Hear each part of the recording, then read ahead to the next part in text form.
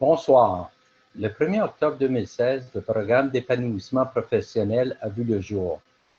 Le webinaire portant sur le programme d'épanouissement professionnel traite de l'importance d'adopter le programme pour le développement personnel et explique les exigences de celui-ci.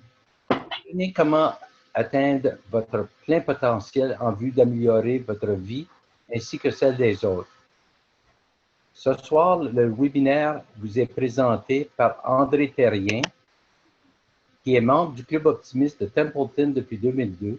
Il a occupé plusieurs postes à tous les niveaux de notre organisation, président de club, lieutenant-gouverneur, adjoint-gouverneur, comité de planification stratégique et commercialisation. Au niveau international, il a été membre de plusieurs comités internationaux, tels que le programme et activités, créant, et depuis 3 ans, le comité de leadership, dont il a été le coprésident en 2015-2017. Il est maintenant président du comité marketing 2016-2017. Bonne soirée. Alors, bonsoir tout le monde et bienvenue au deuxième webinaire sur une série de 4 organisé par Optimisme International, par l'entremise du comité de développement en leadership, dont j'étais, comme Jacques a mentionné, j'étais le coprésident l'an passé. Et aussi faisant partie du comité qui a créé le nouveau programme d'épanouissement professionnel dont je vais vous parler durant ce webinaire. N'oubliez pas que si vous avez des questions lors du webinaire, vous pouvez toujours les taper, l'entrer utilisant votre clavier et Jacques, à la fin de ma présentation, va pouvoir mentionner ces questions-là pour que je puisse vous répondre. Et si vous avez des questions par la suite, vous pouvez toujours contacter Jacques ou moi-même et ça me fait plaisir de vous répondre. Alors, le programme d'épanouissement professionnel, le programme a été créé à la demande des membres des membres pour renouveler le programme que vous connaissiez très bien, qui était le programme de participation et de croissance personnelle, le PPCP. Afin de toucher 2 raisons, principalement pour aller adresser une demande de renouvellement dans la formation pour ceux qui avaient déjà complété le PPCP et ils voulaient accomplir plus de choses, en même temps aussi d'aller adresser aussi la jeune génération qui vont nous remplacer dans notre organisation un jour et dans le but de leur donner quelque chose qu'ils puissent utiliser dans le domaine professionnel ou personnel. Ce qui a créé par défaut le programme d'épanouissement professionnel. Maintenant, quand on regarde la différence entre les deux, parce qu'un des focus qu'on va faire ce soir, c'est de parler des différences entre les deux et ensuite rentrer dans les détails du programme d'épanouissement professionnel ou PEP. Pour ceux qui ont utilisé le programme le PPCP, qui est le programme de participation et de croissance personnelle, vous savez que l'objectif du PPCP était orienté strictement ou principalement sur le développement d'un membre optimiste. Donc, ça visait à établir la norme d'un bon membre optimiste en leur expliquant l'historique de notre organisation, sur les éléments de croissance, de communication, etc. Donc, principalement, le programme de PPCP avait beaucoup d'emphase sur la promotion de la croissance personnelle en faisant participer les gens à des activités, mais aussi en gardant à l'œil la croissance de notre organisation. C'est pour ça que dans les niveaux du PPCP, vous saviez, vous vous êtes aperçu, bien entendu, qu'il y avait toujours un élément de croissance. Recruter un membre, de participer à la fondation d'un nouveau club, etc. Donc, il y avait énormément, été orienté principalement vers l'organisation qui est la nôtre. Dans le cas du programme d'épanouissement professionnel, on a pris une approche un peu différente. On voulait s'orienter non pas nécessairement à l'organisation qui est Optimisme International, mais bien les compétences que la personne, le membre ou un non-membre pourrait rechercher qui pourrait être utile dans son domaine professionnel ou encore personnel. Donc, l'objectif du programme d'épanouissement professionnel vise à promouvoir le développement professionnel en mettant l'accent sur les compétences recherchées. Vous allez voir que les critères, les thèmes qu'on a utilisés dans le PEP sont vraiment des thèmes qui sont transférables dans le domaine professionnel. Donc, on a axé sur les compétences et non sur la croissance. C'est pour ça que les premières activités que vous allez voir dans le contexte du PEP se retrouvent vraiment à la fin du niveau, au niveau 7, où ce qu'on demande de participer à une activité de recrutement. Mais vous allez voir que la différence principale, si j'avais expliqué de façon simple, le PPCP avait beaucoup d'éléments quantitatifs, le PEP a beaucoup plus d'éléments qualitatifs. On vise à développer des compétences que les membres et les non-membres dans leur domaine personnel ou professionnel vont pouvoir utiliser à tous les jours.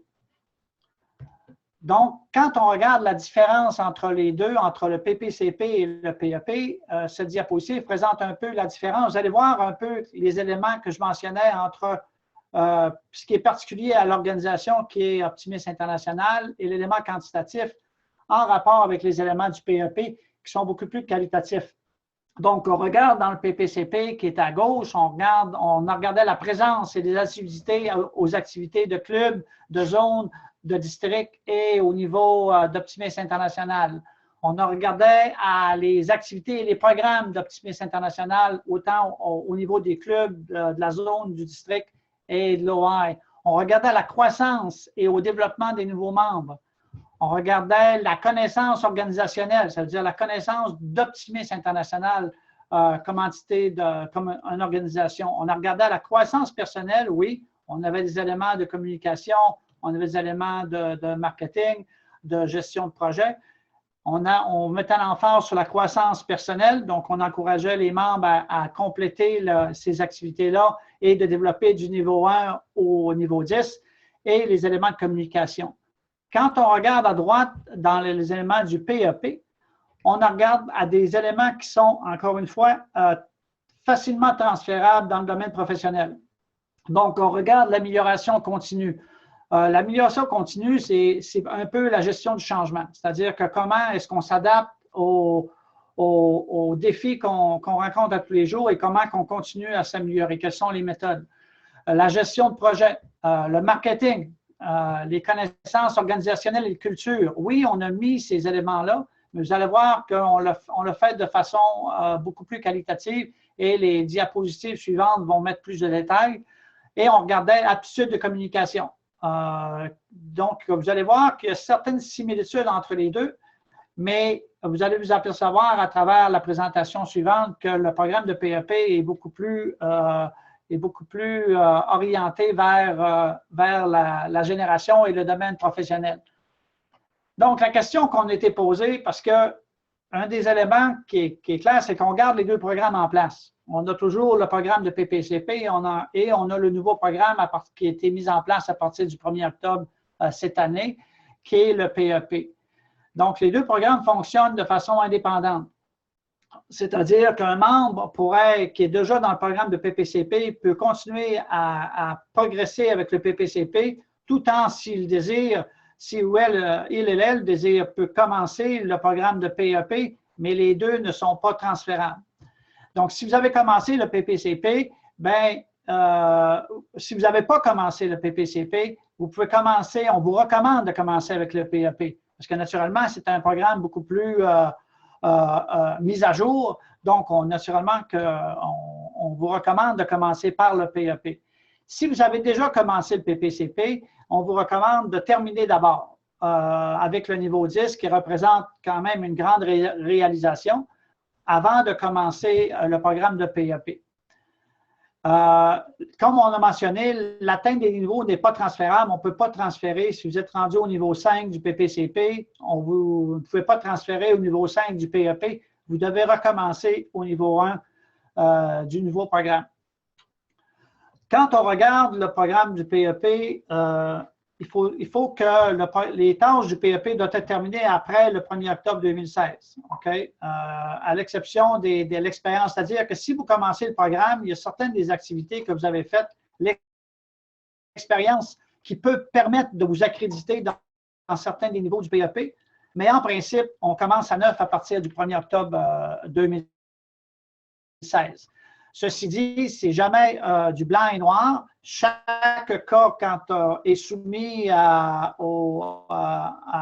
l'organisation, afin d'évaluer, parce qu'à la fin, on veut encourager le monde à prendre le programme, on ne veut pas nécessairement les décourager, mais on commence toujours avec une page blanche.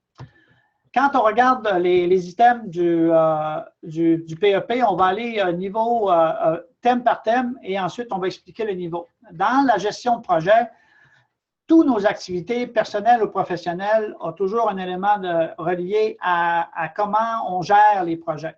Donc, on a tout de suite commencé à inculquer dans chacun des thèmes du niveau 1 au niveau 10 le développement des compétences dans la gestion de projet. Vous allez voir que dans les niveaux, peu importe les thèmes que je vais mentionner, qu'on a un élément théorique où ce qu'on apprend et ensuite on doit démontrer ce qu'on a appris. Et vous allez voir, c'est cette constance-là que vous allez voir dans tous les thèmes du nouveau programme de PEP qui, j'en suis sûr, va vraiment s'assurer que la personne retire vraiment quelque chose de concret en pratiquant ce qu'il a appris. Alors, dans la question de gestion de projet, le niveau 1, c'est de participer à une activité de service de club. Oui, en participant à une activité, on apprend comment l'activité est organisée. Au niveau 2, on commence à servir en tant que membre d'un comité du club. Donc, vous avez appris à participer à des activités et là, vous apprenez à vous participer activement à l'organisation du club en étant membre d'un comité. Au niveau 3, on sert en tant que président d'un comité de service communautaire ou de collecte de fonds et de rédiger un rapport concernant le projet en vue de le remettre au prochain président.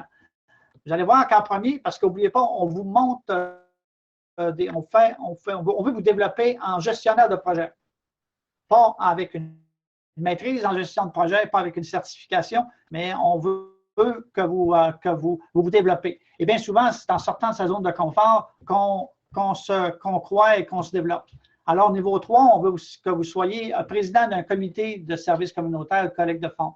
Au niveau 4, on veut servir en tant que représentant de la fondation au club ou au président d'un comité permanent de club.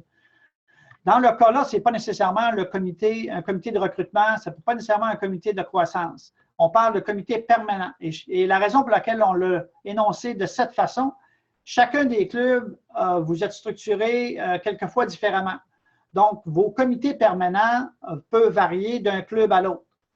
Donc, nous, ce qu'on voulait faire la promotion, c'est qu'on veut que vous soyez représentant de la fondation ou président d'un des comités permanents de votre club, peu importe quel comité à laquelle vous prenez la présidence. Au niveau 5, on fait l'élaboration d'un plan de projet.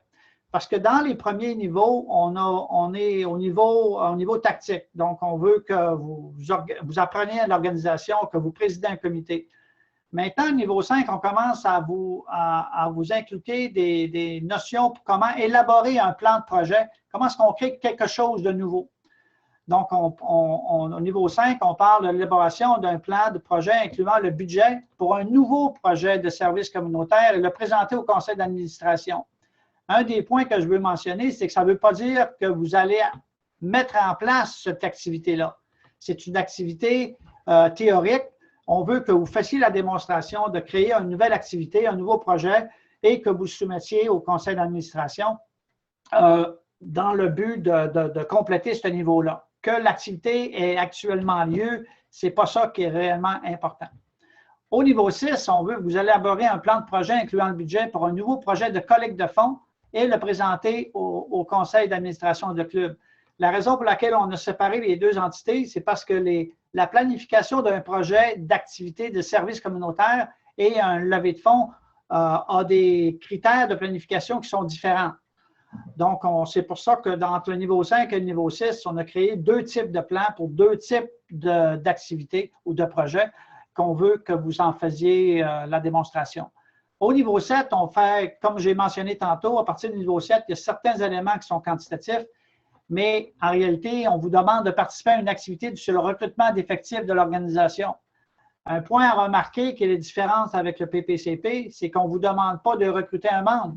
On vous demande de participer à une activité telle qu'un souper maintenant. Que vous recrutiez un membre ou pas, ce n'est pas déterminant du succès du niveau 7 ou pas. Dans le niveau 8, on vous demande de servir en tant que président d'une activité de recrutement. Encore une fois, dans la première, niveau 7, vous participez à une activité, un souper maintenant. Au niveau 8, on vous demande d'être le président pour en organiser une. Au niveau 9, on vous demande de servir en tant que membre d'un comité de district. On a besoin, d'une certaine manière, on veut vous sortir de votre zone de confort. On est très confortable dans notre club, dans notre communauté, mais en sortant de notre zone de confort, c'est là qu'on se développe. Alors, on vous recommande pour le niveau 9 de servir en tant que membre d'un comité de district. Au niveau 10, on vous demande de présider un comité de district. Alors, si vous suivez ces étapes-là qui sont, en ce qui me concerne, très qualitatifs, vous allez obtenir des compétences dans gestion de projet que vous allez pouvoir mettre, et ce qui a d'ailleurs attiré beaucoup de jeunes membres dans ce programme-là, c'est que si vous pouvez mettre ça, que vous avez acquis des compétences en gestion de projet sur votre résumé ou sur LinkedIn, qui est le réseau professionnel. Donc, c'est ce qui couvre un peu la gestion de projet. Maintenant, le marketing.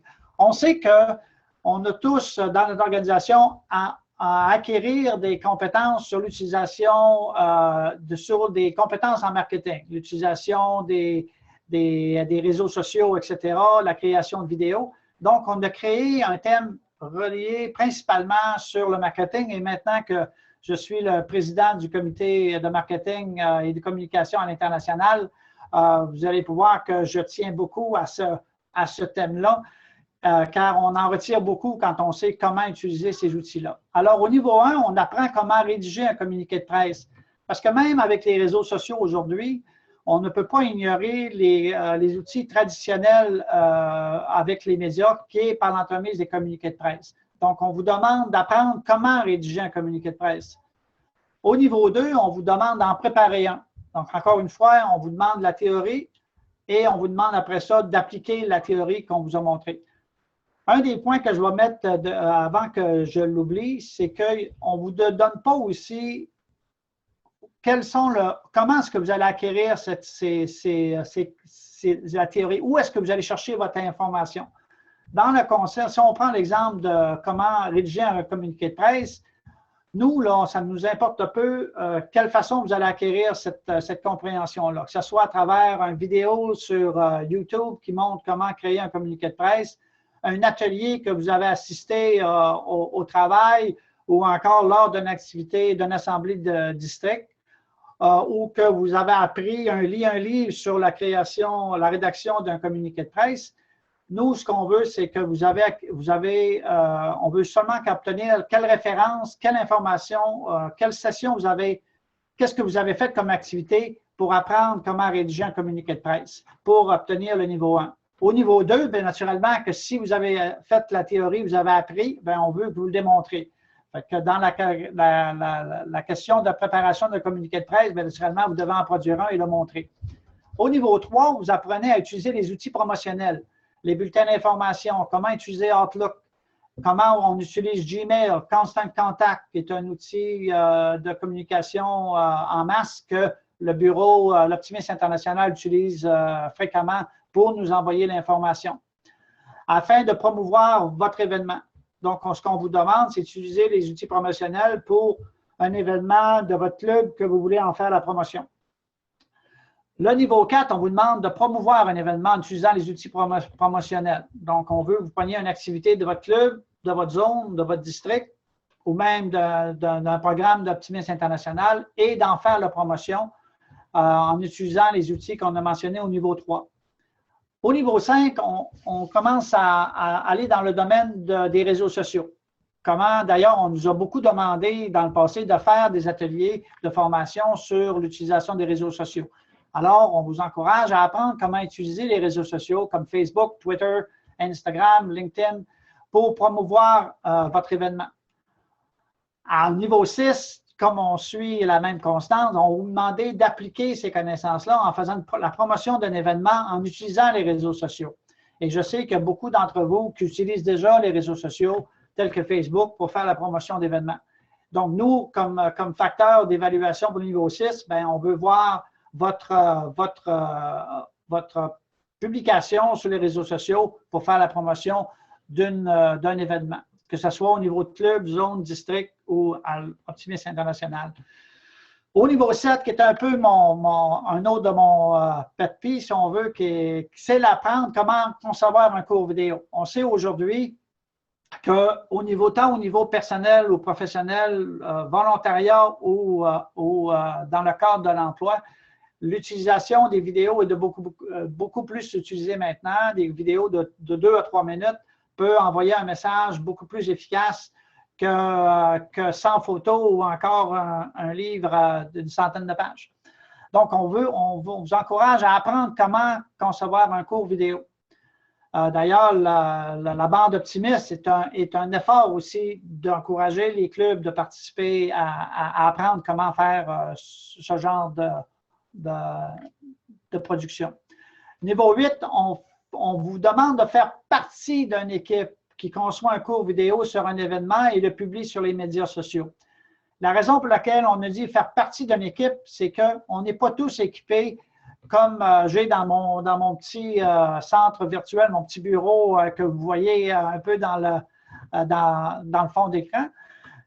Donc, on vous dit, tant que vous faites partie d'une équipe qui a conçu un cours vidéo, on vous attribue, bien entendu, le niveau 8 comme quoi que vous avez démontré la compréhension, comment créer un cours vidéo et la publication sur les médias sociaux.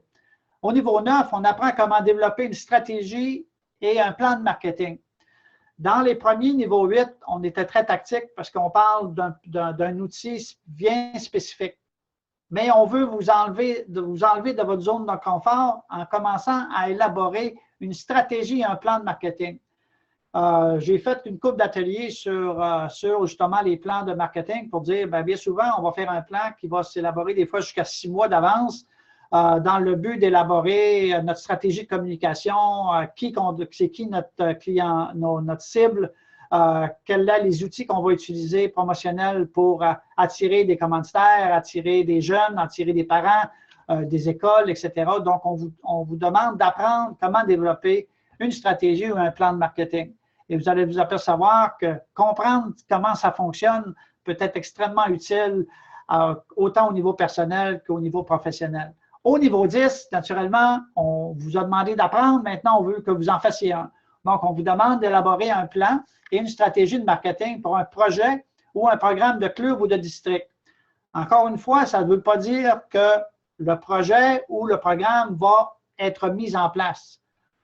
Et il y a des raisons évidentes. Bien souvent, on peut sortir un projet qui est de grande ampleur, qui pourrait coûter des milliers de dollars à mettre en place. Donc, on ne vous demande pas de le mettre en place. On vous demande d'élaborer le plan et la stratégie de marketing pour un projet ou un programme de club ou de district. Dans le cas de l'amélioration continue, j'ai mentionné tantôt que c'est un peu la gestion du changement, mais d'une façon un peu plus moderne. Qu'est-ce qu'on vous demande à faire? C'est un peu de préparer et livrer un cours exposé sur comment l'optimisme peut-il améliorer le monde ou l'optimisme comme mode de vie. Un des éléments de notre organisation, et ça n'a rien à voir avec Optimisme International, c'est plutôt à voir avec la culture de l'optimisme, c'est-à-dire c'est quoi être positif d'une certaine manière. On est, par défaut, un optimiste et des gens positifs. Donc, on vous demande de préparer et livrer un cours exposé sur le thème de l'optimisme comme mode de vie. Et on vous donne, comme vous allez mentionner, on n'a pas donné un exposé de 5 minutes, de 10 minutes, de 20 minutes, d'une demi-heure. On laisse la flexibilité à la personne de préparer et de livrer un cours exposé. Et on n'a pas voulu mettre un temps limite parce que chaque personne apprend de façon différemment. Il y en a qui ont tendance à élaborer beaucoup plus longtemps. Je ne donnerai pas d'exemple parce qu'on est quand même sur un webinaire, mais on vous donne la flexibilité. Au niveau 2, on vous demande de faire un court exposé à une réunion de club sur la raison pour laquelle un membre potentiel devrait se joindre au club. Encore une fois, on ne vous demande pas de recruter. On vous demande de faire un exposé sur pourquoi est-ce que quelqu'un devrait se joindre à un club optimiste. Au niveau 3, on demande de compléter un module de développement des compétences de son choix et organiser une présentation des compétences à un club optimiste ou à une réunion de club. Vous savez que sur le site de dirigeants optimistes, on a des modules qui sont d'ailleurs, le comité de développement et de communication est en train de renouveler ces modules-là. Cette année, ça a commencé sur mon année l'an passé et on continue à les renouveler. Et on vous recommande de compléter des modules de compétences de votre choix. Et c'est vraiment de l'amélioration continue. On regarde au niveau 4 de présenter un des modules de développement de compétences, amélioration continue. On a un module sur la série, sur le site de dirigeants optimistes qui est spécifique à amélioration continue et on vous demande de présenter le module des compétences. Ce qui va vous donner des aptitudes de compréhension sur c'est quoi, comment est-ce qu'on s'améliore continuellement, comment est-ce qu'on gère le changement. Et en même temps, bien, idéalement, si on veut prendre confiance et on vous fait sortir de votre zone de confort, on veut que vous en faites la présentation de ce module-là. On vous demande au niveau 5 de compléter un deuxième module de développement des compétences. Et au niveau 6, on vous demande de renseigner un nouveau membre sur les buts et les avantages d'un club optimiste et d'Optimisme International pour les jeunes, la collectivité et nous-mêmes. Bon, quelque chose, encore une fois, ce n'est pas un élément quantitatif. On vous demande d'apprendre, de démontrer des compétences de vendeur d'une certaine manière. Si vous croyez à l'organisation, vous croyez comme membre optimiste, bien, on veut que vous soyez, que vous démontrez comment de renseigner un nouveau membre. Parce qu'un des éléments qu'on n'a pas mis beaucoup de rigueur dans le passé, on devrait, c'est le mentorat. Comment est-ce qu'on développe un nouveau membre dans une organisation et c'est ce qu'on vous demande au niveau 6. Au niveau 7, on vous demande de servir au conseil d'administration de club et comme officier de club. La raison pour laquelle ça fait partie de l'amélioration continue, c'est parce que dans l'organisation, on veut que les clubs s'adaptent au changement, on veut que les districts s'adaptent au changement, on veut que l'optimisme international s'adapte au changement. Et bien souvent, le seul moyen, le meilleur moyen pour le faire, c'est d'être sur place dans une position qui vous permet d'influencer le changement. Et c'est pour cette raison-là, au niveau 7, on vous demande de servir au sein d'un conseil d'administration de club et ou comme officier de club, que ce soit secrétaire, trésorier, trésorière ou encore président, présidente. Au niveau 8, on vous demande de compléter un troisième niveau de développement des compétences. Niveau 9, de compléter un quatrième module. Et la raison de ça, c'est, comme je mentionnais, c'est qu'on a mis beaucoup d'efforts sur l'amélioration de ces modules-là et on voudrait naturellement que le maximum de membres puissent compléter ces modules-là, qu'on met beaucoup d'efforts à améliorer et à produire.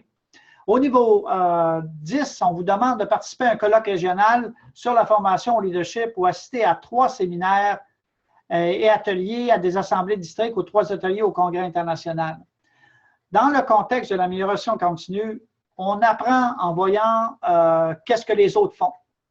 Et encore une fois, le principe du développement de l'épanouissement professionnel est de vous sortir de votre zone de confort. Donc, on vous encourage au niveau 10 de l'amélioration continue de participer à des colloques régionaux, d'assister à des séminaires, ateliers au niveau de district ou encore, naturellement, au Congrès international, car ceux qui le font s'aperçoivent que bien souvent, les problèmes sont les mêmes, les idées sont les mêmes, on apprend quelque chose et c'est de cette façon-là qu'on se développe.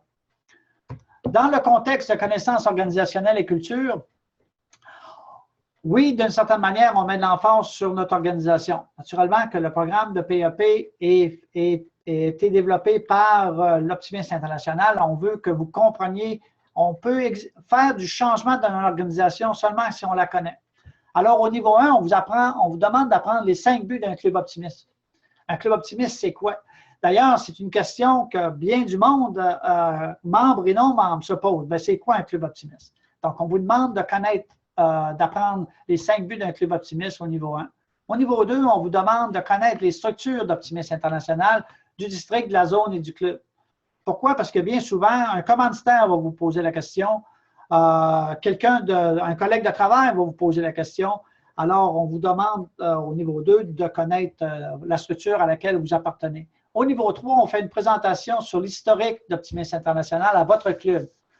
Il est fortement suggéré d'utiliser le site web Rêve et réalisation en référence, mais on veut que vous connaissiez, c'est quand on connaît son historique qu'on puisse en faire exécuter des changements. Au niveau 4, on veut que vous connaissiez les dirigeants d'Optimisme International, de district et de club, que ce soit le président d'Optimisme International, le vice-président international, le gouverneur, le lieutenant-gouverneur ou président de club. Combien de membres ne sont pas au courant qui est leur lieutenant-gouverneur ou encore leur gouverneur? Donc, ça fait partie du développement de l'épanouissement professionnel que de connaître son organisation à laquelle on appartient. Et même au niveau professionnel, on devrait toujours connaître un peu quelle organisation pour qui on travaille et comment c'est organisé. Au niveau 5, on vous demande de réciter le credo optimiste. On sait que le credo optimiste est une vision, une façon de vivre. Et chacun des strophes du credo veut dire quelque chose. Donc, on veut que vous commenciez à porter attention sur le credo au lieu de le réciter de façon aveugle sans vraiment le comprendre. Au niveau 6, on fait un exposé sur un programme organisé par le club de district ou Optimisme International. On veut que vous commenciez à vendre les activités qui rendent notre organisation qui on est. Donc, on vous demande de faire un exposé sur un des programmes organisés, que ce soit au niveau club, district ou Optimisme International. Au niveau 7, on vous demande de faire un exposé à une réunion de club, de zone ou de l'Assemblée de district, au congrès à laquelle vous avez participé.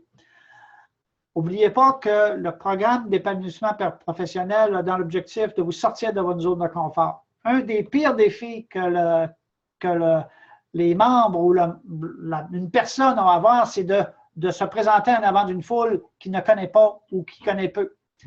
Alors, on vous fait sortir de votre zone de confort en vous recommandant de faire un exposé à un club, zone ou district.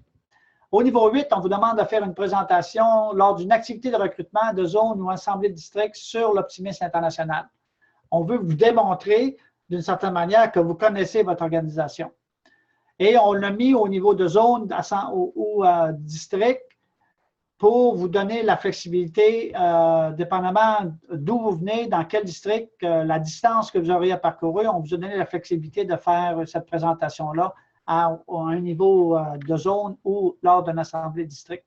Au niveau 9, on vous demande de faire un exposé à une réunion de club ou de zone au nom d'un comité de district.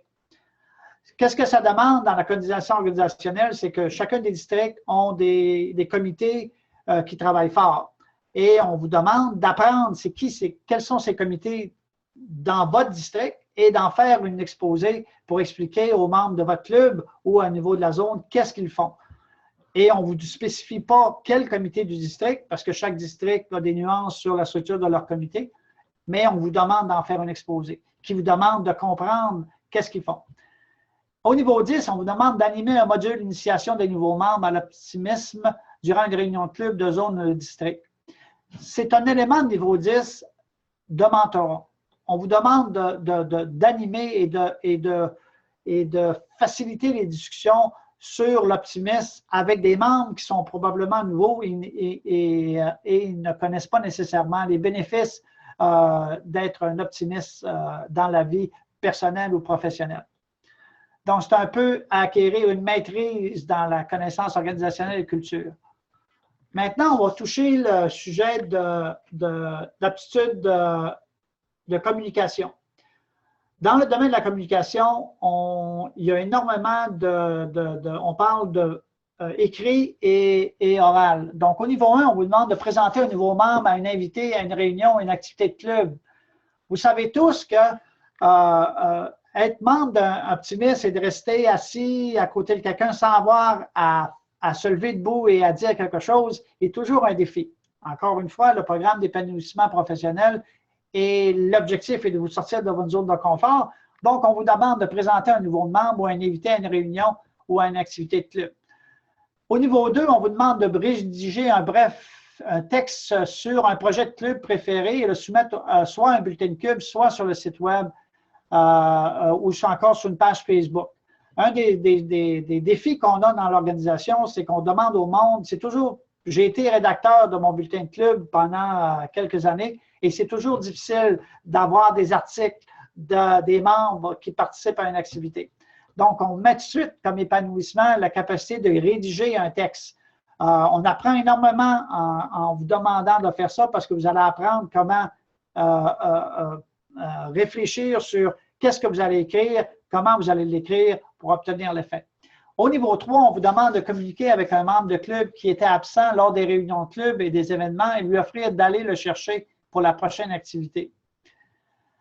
Un des outils de communication, c'est que dans la vie personnelle ou professionnelle, on a toujours affaire dans des situations où on ne se sent pas confortable.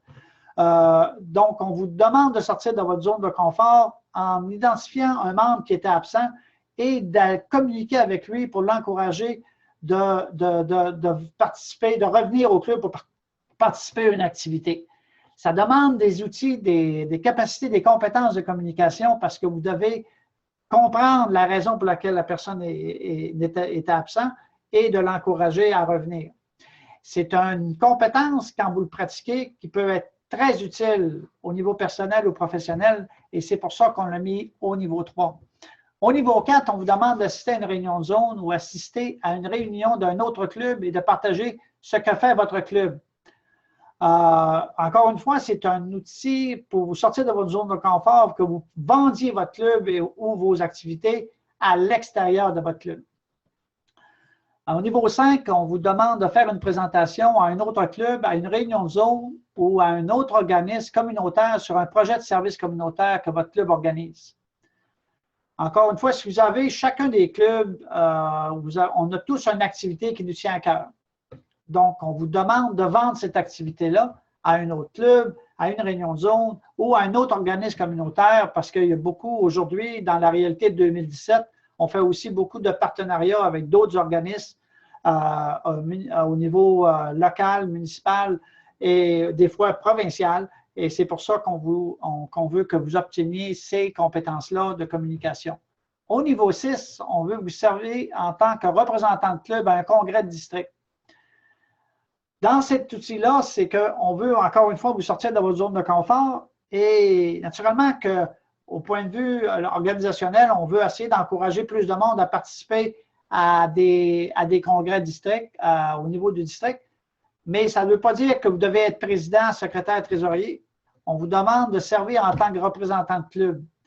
Parce qu'il y a bien des fois où le président, secrétaire, trésorier, l'exécutif ne peut pas être présent au district et on vous encourage à faire le travail d'être un représentant de club parce que dans ce temps-là, vous allez parler pour votre club au niveau du district. Au niveau 7, on vous demande de soumettre un texte d'environ 250 mots sur un événement de club à venir à être publié sur le site web ou le bulletin de district. Encore une fois, on vous demande de sortir de votre zone de confort et de commencer à publiciser qu'est-ce que vous faites pour être publié sur un site web ou le bulletin de district. Au niveau 8, on vous demande d'élaborer une présentation sur un projet de club et en faire la présentation à une réunion. Ce qu'on vous demande ici, c'est de faire la présentation sur un projet et on veut que ce soit même un nouveau projet et d'en faire la présentation. Au niveau 9, on vous demande de faire une formation sur le leadership de district, sur un projet de district ou un module de développement des compétences à un groupe autre que votre club. Dans l'outil de communication, vous savez, initialement, on apprend à parler, on apprend à prendre confiance et à faciliter les discussions, mais à la fin, la maîtrise en communication, c'est quand tu es capable d'enseigner quelqu'un d'autre. Donc, au niveau 9, on vous demande d'être un enseignant, de former quelqu'un autre que votre club. Donc, ça peut être un autre club dans votre zone. Ça pourrait être vous pourriez donner un module à une classe dans une école lors d'une activité communautaire ou encore au niveau du district. Au niveau 10, on veut faire partie d'une équipe qui fonde un nouveau club. Vous allez me dire, ouais, mais on a mentionné que ce n'était pas quantitatif. On fait partie d'une équipe qui fonde un nouveau club et on doit assister à une réunion d'information et à la réunion d'organisation. C'est que dans le contexte de fonder un nouveau club, c'est qu'on se trouve on fait du débroussaillage. On s'en va dans un nouveau secteur, une nouvelle communauté et on veut que vous fassiez partie de l'équipe qui va informer la population sur les bénéfices de fonder un club dans ce secteur-là pour obtenir justement le niveau 10 d'aptitude des communications. J'ai couvert un peu tous les thèmes du programme de PEP. Quand on regarde le suivi des progrès, c'est qu'on a élaboré, on a voulu garder les critères de réussite pour chacun des niveaux relativement flexibles. Donc, toutes les activités de club de différents niveaux sont attestées par le président de club ou le secrétaire trésorier de club. Vous allez vous apercevoir qu'on a gardé les niveaux de succès au plus bas possible, au lieu de créer un niveau où on doit tous aller au gouverneur ou encore à l'optimisme international. On a voulu essayer de garder ça le plus bas possible.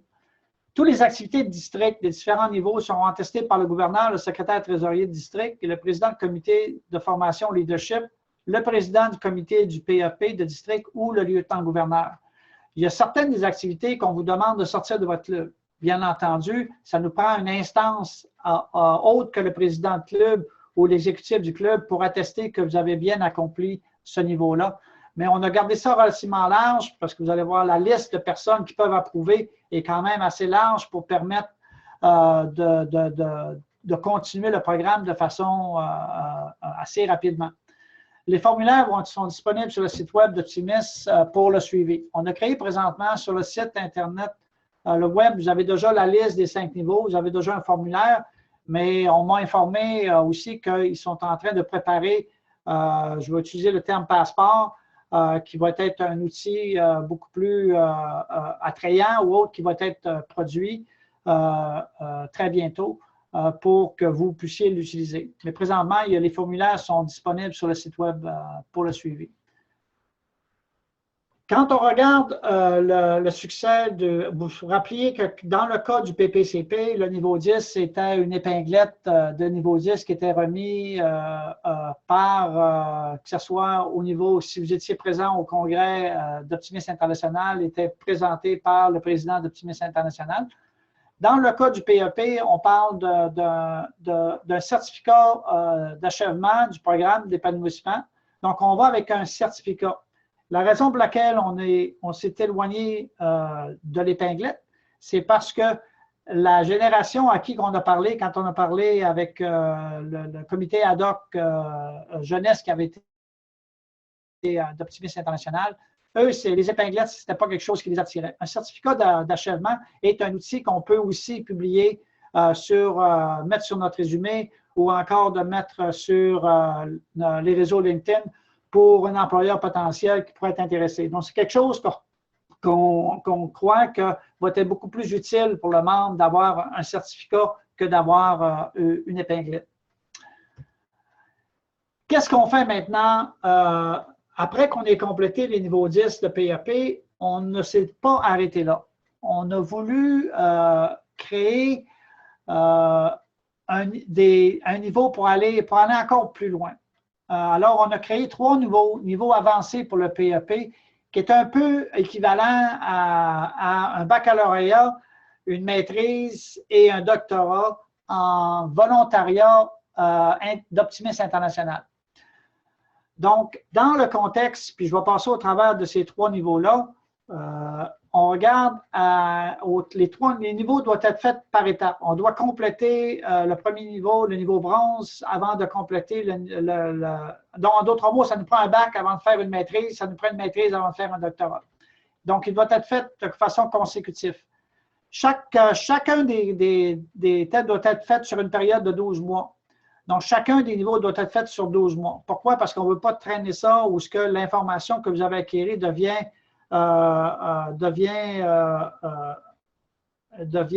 non efficace parce que ça fait trop longtemps que vous avez suivi le programme. À chaque niveau qui est atteint, le membre a le droit à une épinglette correspondant au niveau complété. Oui, on a une épinglette pour le baccalauréat en optimisme international ou encore un doctorat. Quand on regarde le niveau bronze, et je sais que le webinaire, il nous reste environ une quinzaine de minutes, donc on regarde un peu, on a gardé les mêmes thèmes. Donc, on regarde la gestion de projet et vous allez voir que les critères qu'on a mentionnés sont vraiment orientés vers créer du monde pour nous remplacer au sein de notre organisation. Fait que là, il y a beaucoup plus d'éléments quantitatifs, mais à la fin, si vous voulez avoir un doctorat en volontariat d'optimisme international, bien, vous devez participer, contribuer à l'organisation. Donc, dans la gestion de projet, on vous demande de servir à un comité de croissance, que ce soit un comité de recrutement, un comité de fondation de nouveaux clubs, un comité de formation leadership ou au comité des conseillers en développement de clubs. C'est les mêmes compétences, mais c'est vraiment orienté envers l'organisation. Au marketing, on veut que vous promouvoir la stratégie du comité choisi ci-dessus. Donc, on vous demande de créer une stratégie pour le comité de gestion de projet que vous avez participé. En amélioration continue, on vous demande d'évaluer votre année sur le comité de croissance au district et de formuler des recommandations pour l'amélioration continue de la croissance au district. On vous demande de regarder votre district et de faire des recommandations dans le but de l'améliorer. Dans la connaissance organisationnelle, on vous demande de recruter 3 nouveaux membres au cours d'une même année optimiste. Oui, on est quantitatif, mais l'objectif, c'est qu'on veut que vous nous remplaciez dans les postes jusqu'à l'optimisme international. Donc, c'est un des facteurs qu'on vous demande de faire. En communication, on vous demande de présenter la stratégie du comité de croissance au comité de direction du district. Donc, ce qu'on vous a demandé dans l'amélioration continue, on vous demande de le présenter au comité de direction de district ou au conseil d'administration. C'est une habilité de communication que de présenter des recommandations de changement. L'attestation, c'est toutes les activités de ce niveau doivent être inscrites et attestées par le secrétaire de district ou le gouverneur de district par le passeport du membre, dans le passeport du membre. Donc, on est beaucoup plus formel sur le module parce qu'en parlant et tout, on parle d'une certification d'optimisme international. Au niveau argent, on a les mêmes critères, gestion de projet, amélioration continue, marketing, etc. Sauf que là, on vous demande de former et diriger une équipe pour la fondation d'un nouveau club, d'élaborer une stratégie de marketing pour recruter un groupe de membres pour un nouveau club. Vous allez voir que les critères qu'on parle sont vraiment orientés vers la création, la fondation, la croissance de notre organisation en développant des nouveaux clubs. Encore une fois, ces critères-là doivent être assistés par le lieutenant-gouverneur, le secrétaire de district ou le gouverneur de district dans le passeport du membre. Dans le doctorat en volontariat d'optimisme international, dans la gestion de projet, on vous demande d'être président du PEP de district. En d'autres mots, on vous demande d'être en charge, d'être rendu un mentor pour les autres. Donc, on vous demande d'être président du PEP de district, président d'un comité des conseillers en développement de club ou le comité de formation leadership. Car on croit que quand on commence à être responsable sur le mentorat ou le développement des autres, c'est là qu'on est prêt à prendre la relève. Dans le côté marketing, on demande de créer et soumettre une vidéo pour le concours de la bande optimiste. C'est drôle qu'on le fait au niveau 1, mais à la fin, si on vous demande de faire cette activité de marketing-là pour vendre l'optimisme, pour vendre notre organisation à travers le concours de la bande optimiste. Dans l'amélioration continue, on regarde d'amorcer le nouveau programme suivi d'un nouveau club et de faire parvenir des rapports d'étape aux conseillers de développement. Le développement de clubs est nouveau dans l'organisation depuis les 3 dernières années. On veut et c'est basé beaucoup sur le développement et l'amélioration continue des clubs ou des districts et on vous demande d'en faire le suivi. Dans leur connaissance organisationnelle, on vous demande d'agir comme mentor auprès d'un membre dans le but qu'il atteigne le niveau 10 du PEP. En communication, on parle de développer et présenter un atelier sur le PEP à une assemblée de district. Toutes les activités pour ce niveau-là est attestées par le président de club, le secrétaire de club. Vous allez voir qu'on a gardé ça relativement flexible dans le but d'encourager le maximum de personnes d'arriver à ce niveau-là. Alors, ceci complète ma présentation sur le PEP. On a échangé beaucoup d'informations dans les 50 minutes de la présentation. Je sais que vous allez avoir des questions, vous allez mijoter un peu qu'est-ce qu'on a présenté. La présentation qu'on a faite va être éventuellement publiée et disponible sur le site d'Optimisme International. Jacques, tu vas me le confirmer bientôt, j'en suis sûr. Ça m'a fait plaisir, encore une fois, que vous participiez à ce webinaire sur une série de 4. Et je vous encourage à participer aux autres webinaires qui vont avoir lieu cette année. Et n'hésitez pas à faire vos commentaires sur la pertinence de l'information que vous avez reçue et des recommandations d'amélioration, car après tout, on apprend seulement par les défis qu'on nous lance. Alors, merci beaucoup et à toi, Jean. Bonsoir. Merci beaucoup, André. Ce fut très intéressant. J'espère que tout le monde en a profité. Effectivement, le webinaire sera en ligne probablement au cours de la semaine. On avisera. Il sera sur le canal YouTube d'Optimisme International. Je vous invite aussi à penser aux autres webinaires qui auront lieu. Il y en aura un sur les ressources mercredi le 15 mars qui sera présenté par Claire Labrèche.